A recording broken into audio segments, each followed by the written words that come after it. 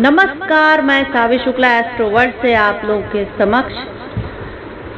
आप लोग कैसे हैं प्लीज़ मुझे ये बताएं। आई होप सो सब स्वस्थ और मस्त रहें और ईश्वर की कृपा हमेशा यूं ही बनी रहे। जय महाकाल, जय महादेव और ओम नमः शिवाय। मेरा आपकी कृपा से हर काम हो रहा है। करते हो तुम कैलाशी, मेरा नाम हो रहा है। जी, आज मैं बात करूंगी देव के देव महादेव के बारे में और आपको बताऊंगी कि सावन महीना आरंभ हो रहा है और इस सावन के खूबसूरत और पावन मंथ में आपको क्या क्या चीज़ करनी चाहिए, कैसे आपको पूजा पाठ करनी चाहिए। सावन के महीने का बहुत अधिक महत्व है। इस महीने में पूजा करने से भगवान शिव हर एक मनोकामना पूर्ण करते हैं और सावन के महीने में अगर कोई अपनी मनोकामना पूर्ण कराना चाहता है तो वो अगर संकल्प करके पूजा को करता है तो उसकी ज़रूर मनोकामना पूर्ण होती है। और देखा जाए तो काफ़ी लाभकर है ये महीना। बहुत सी इसमें तथ्य हैं, बहुत से कि ये महीना शिव जी को क्यों अत्यधिक प्रिय है, ये भी बहुत ज़्यादा है, इसमें वितर्क है। तो आज मैं आप लोगों को वो बताना चाहती हूँ कि पौराणिक तथ्य क्या बताते हैं कि भगवान शिव को सावन का महीना क्यों अधिक प्रिय है। भगवान शिव को सावन का महीना इसलिए अधिक प्रिय है क्योंकि पृथ्वी पर अवतरित होकर अपनी ससुराल गए थे और वहाँ उनका स्वागत अर्घ और जल अभिषेक से किया गया था। ऐसा माना जाता है कि प्रत्येक वर्ष सावन महीने के दिन के समय शिव जी अपने ससुराल आते हैं और भूलोकवासी लोग जितने भी हैं उनका स्वागत सत्कार करते हैं और शिव की कृपा पाने का ये उत्तम समय भी है।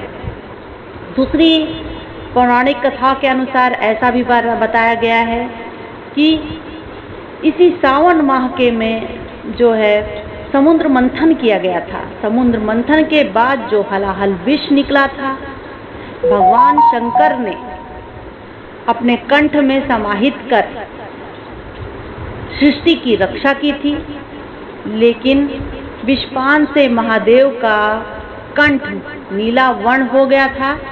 इसी वजह से उनका नाम नीलकंठ भी पड़ा था। और इस विष प्रभाव को कम करने के लिए देवी देवताओं ने उन्हें जल अर्पित किया था। इसके लिए शिवलिंग पर जल चढ़ाने का खास महत्व है सावन में। और सावन महीने पर पूरे भोलेनाथ को जल और फल की चढ़ा के उससे फल की प्राप्ति होती है। खैर, ये तो विचारणीय तथ्य थे। शिव की महिमा बहुत अपरंपार है। और अब जानते हैं कि इस सावन माह में कि सावन कब से आरंभ हो रहा है और इस सावन में कितने सोमवार पड़ रहे हैं और क्या इस विषय को लेकर आज मैं आप लोगों से बात कर रही हूँ। 25 जुलाई को आरंभ हो रहा है सावन और 22 अगस्त तक रहेगा। कुल 4 सोमवार पड़ रहे हैं इसमें और इन चारों सोमवार में व्रत रहना बहुत महत्वपूर्ण होता है। और इन चारों सोमवार का व्रत रहें। बहुत से लोग तो पूरा सावन व्रत रहते हैं। तो पूरा सावन अगर कोई नहीं रह पा रहा है तो 4 सोमवार जरूर रहे।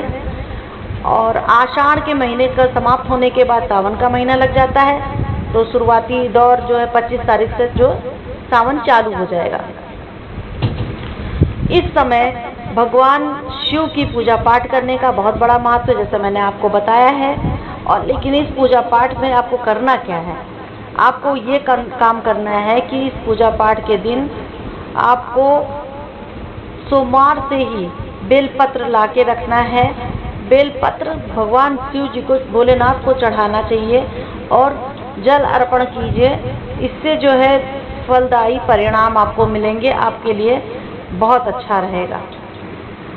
सावन के महीने में नवविवाहिता जोड़े जो हैं अगर रोज़ जो है मिट्टी का मिट्टी के शिवलिंग बनाएं और उसमें जल अर्पित करें, पुष्प इत्यादि, बेलपत्र इत्यादि चढ़ाते हैं, दूध, जो भी अभिषेक, जिस चीज़ से अभिषेक करना हो सारी चीज़ें अभिषेक की इत्यादि करते हैं, तो उसका भी बहुत बड़ा फल मिलता है। उस फल स्वरूप अगर जो है नवविवाहित जोड़ा सुख समृद्धि में प्रदान करता है, सुख समृद्धि उनको मिलती है, तो उनके लिए काफ़ी अच्छा होता है और आगे जाके उनके जीवन में और भी तरक्कियाँ मिलती हैं उनको। बाकी नवविवाहित जोड़ा में जिसको संतानें नहीं हो रही हैं या इनको परेशानी है, तो भी यही जो मैंने विधि बताई है कि मिट्टी का शिवलिंग बनाए या पारद का शिवलिंग लाके अपने घर पे रखें और उस शिवलिंग की अभिषेक इत्यादि से विधि पूर्वक पूजा करें, तो आपको बहुत ज़्यादा फायदा होगा। धतूरा और भांग शिव जी को अर्पित जरूर करें और नियमित रूप से पूजा करें, दूध का दान दें, शाम के समय भगवान शिव जी की आरती जरूर करें। अगर इस महीने में कहीं घर के आसपास में कोई सांड दिख जा रहा है तो उसको ज़रूर कुछ ना कुछ खाने को दें, उसको खिलाएं, ऐसे ही मत निकाल दें, उसको भगाएं मत। ये ज़रूर कर सकते हैं आप। और भी बहुत सी चीज़ें हैं, बहुत से उपाय हैं जो मैं आपको धीरे धीरे करके बताऊंगी। और जिनकी शादी नहीं हुई है उनको क्या करना चाहिए? उनको ये करना चाहिए कि माता गौरा की पूजा करें और शिव जी की भी आराधना करें, माता गौरा की पूजा करें और हर मंगलवार को मंगला रूप होता है माता गौरा का, और हर मंगलवार को अगर आप जो भी मतलब ये शादी नहीं हुई है जिनकी, अगर वो पूजा पाठ करते हैं तो माँ मंगला, माँ गौरा जी प्रसन्न होती हैं और उसका फल आपको मिलेगा, ज़रूर मिलेगा।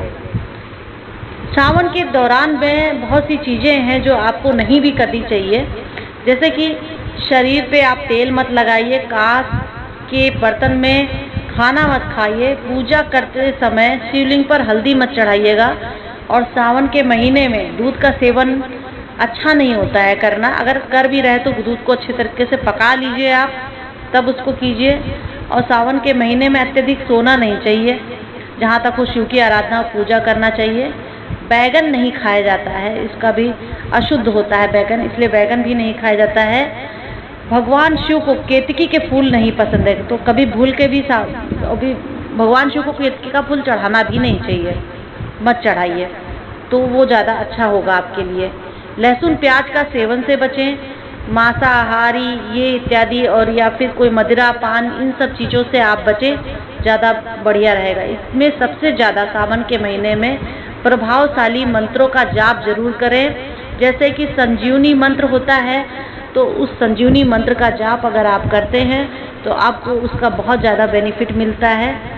और अनुष्ठान करके, अच्छे से पूजा पाठ अनुष्ठान करके करें, एक संकल्प लें। अगर बाई चांस आप कोई भी चीज़ पाना चाहते हो, कोई भी चीज़ करना चाहते हैं, जैसे कि आप चाहते हो कि मेरा अच्छे से अच्छे घर बन जाए या फिर मैं अच्छी नौकरी, सरकारी नौकरी प्राप्त करूं, तो एक संकल्प ले ले भगवान शिव के आगे कि मैं पूरे सावन भर आपकी पूजा अभिषेक करूंगा और प्लस आपकी 108 बार ओम नमः शिवाय का जाप करूंगा या संजीवनी मंत्र का जाप करूंगा, भगवान मेरा ये कार्य हो जाए। तो एक संकल्प के साथ में वो कार्य के लिए अगर आपने किया तो निश्चित तौर पे वो आपका काम होना संभव ही है। और भी बहुत सी चीज़ें हैं जो शिव के लिए करना चाहिए, शिव को पाने के लिए करना चाहिए और बहुत लाभकारी होती है चीज़ें। तो मैं आपको जिसका भी मन वांछित फल प्राप्त करना है तो उसको शिव को प्रसन्न करने के लिए, शिव तो हमारे भोले भंडारी हैं, तो उनको प्रसन्न करने के लिए ज़्यादा हमको कुछ नहीं प्रयास करना पड़ता है, सिर्फ उनको अभिषेक ढंग से अभिषेक कर लीजिए रोज़, तो ही बहुत अच्छी बात है। तो इस सावन महीने में आप इसका बेनिफिट उठाइए, आपके लिए बहुत अच्छा रहेगा, बहुत कारगर साबित होगा। बहुत सी चीज़ें हैं, मैंने आपको इतनी चीज़ें बताई हैं, इसमें मैं आपको और भी चीज़ें बताऊंगी कि और भी क्या क्या चीज़ आप सावन में कर सकते हो। फिलहाल ये ज़रूर करिए जो मैंने आपको बताया है। गन्ने का अभिषेक, अगर बाई चांस पैसों की आवागमन रुक रही है या धन संबंधी कुछ प्रॉब्लम चल रही है तो आप गन्ने का अभिषेक भी कर सकते हैं। सावन के समय पे रोज़ करेंगे तो रोज़ बहुत ही अच्छा होगा। शिव चालीसा रोज़ पढ़िए। ऐसे ही बहुत सी और भी चीज़ें मैं आपको लोगों को बताती रहूँगी। सावन के महीने में बहुत सी चीज़ें हैं जो आपको करनी चाहिए और भी बहुत सी उपलब्धियाँ आप लोग पा सकते हो करके। और इसके साथ में बहुत और भी जानकारी मैं लाती रहूँगी। और प्लीज़ मेरे चैनल को लाइक, सब्सक्राइब एंड शेयर करें। सावी शुक्ला का नमस्कार।